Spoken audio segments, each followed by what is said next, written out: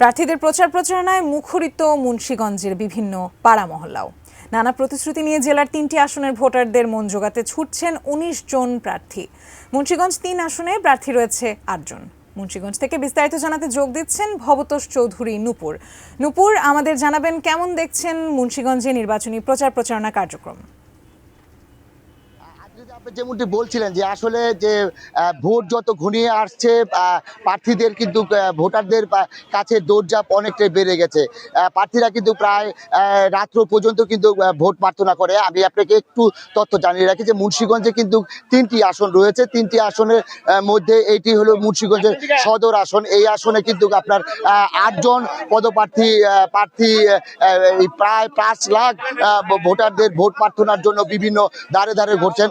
আমি আছি মুন্সিগঞ্জের যে রামপাল ইউনিয়নের যে ৩ সিঁড়ি এলাকা আছে, সেখানে কিন্তু আপনারা একটি ক্যাম্প উদ্বোধন করেছেন। আমি একটু তার কাছে জানতে চাইবো যে আসলে যে মুন্সিগঞ্জের যে ৩ আসনে যে আপনি নির্বাচন করছেন, এখানে ভোটারদের কাছে উৎসাহটা কি, আপনি এলাকার জন্য কি করবেন, আইন শৃঙ্খলার কি অবস্থা একটু যদি বলতেন।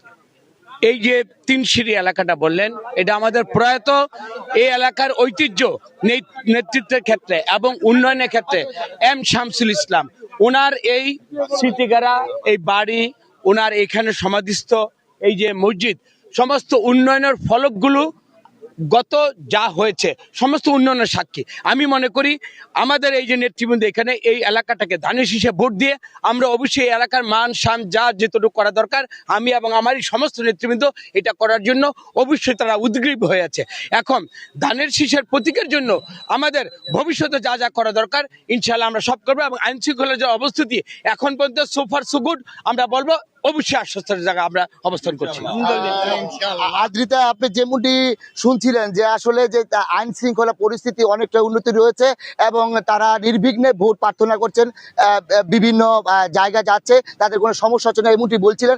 এবং এলাকার উন্নয়নের জন্য যতটুকু করণীয় এই প্রার্থী ততটুকু করবে বলে তিনি আমাদের আশ্বস্ত করেছিলেন। এই ছিল আমার মুন্সিগঞ্জের রামপাল থেকে সর্বশেষ।